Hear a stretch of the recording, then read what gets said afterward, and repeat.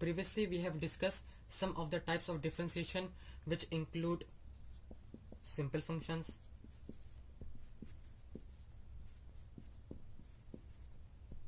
composite functions,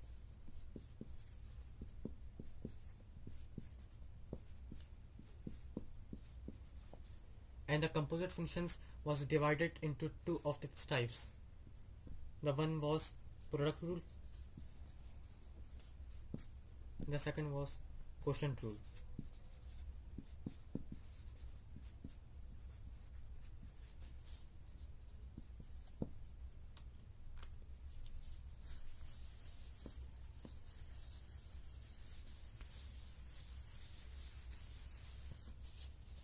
Now I'm going to discuss or start this presentation with trigonometric differentiation, that how we differentiate the trigonometric functions.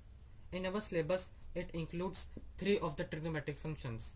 Number one, sine theta, cosine theta, and tangent theta.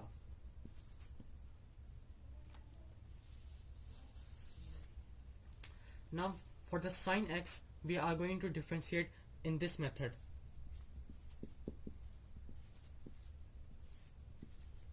The derivative of this sine would be cosine theta.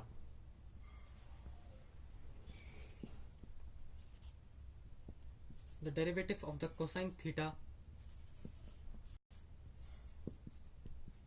would be minus sine theta. And last but not least, the derivative of tangent theta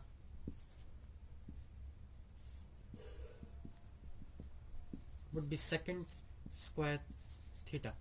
And we are very much known about this secant square theta. It is the reciprocal of sine.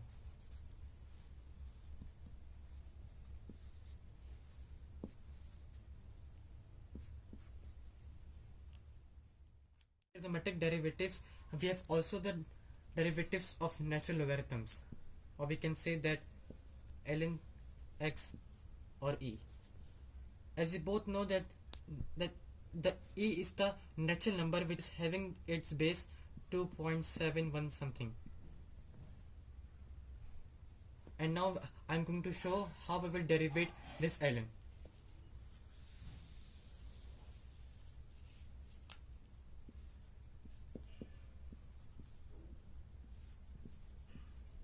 The derivative of the ln x would be shown as that 1 over u multiplied by u derivative. So I can say that 1 over x is u, and the derivative of x would be 1, so into 1. So the answer would be 1 over x. This is the derivative of ln. But the derivative of e is very simple and very easy. If I would be having e and its power is constant,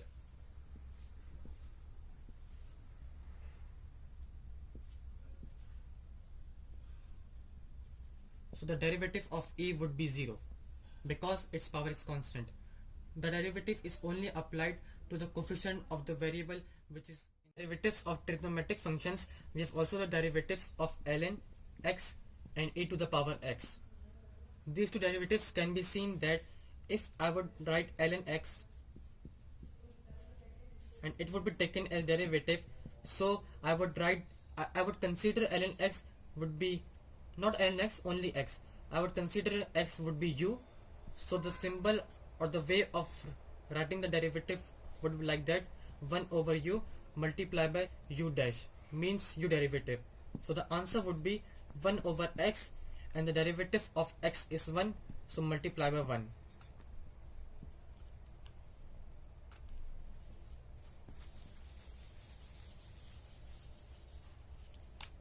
Now the derivative of e to the power x is so simple and very easy.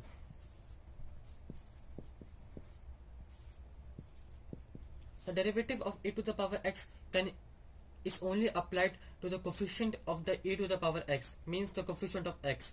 So e to the power x would be written as it is, and it would be multiplied with the coefficient of x, which is 1. So the answer is e to the power x. I would be simply doing this derivative again, but this time e has its power e to the power 3x.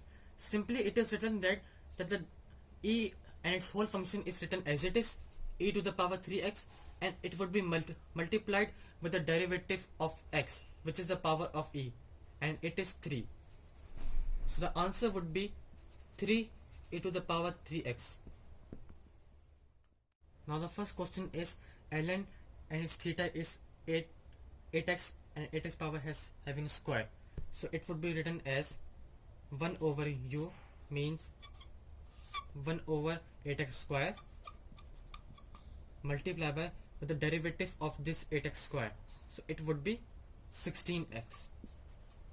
So the final answer would be 2 upon x, as x would cancel its power. 8 ones are 8, 8 twos are 16. Now the second question is e to the power x square. It is very simple. The derivative of e to the power x and x to the power square would be, the derivative of x square would be 2x and its power, and same function would be written as it is. It would multiply with e to the power x to the power square. Now the third question is 3e to the power 4x. It can be written like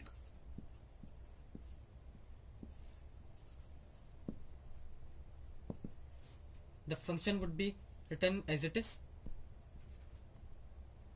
Sorry.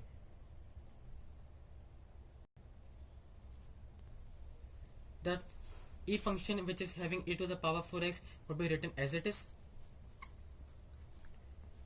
and its constant or coefficient of the e would be written outside the bracket, and the derivative of this would be 4. So the answer would be 12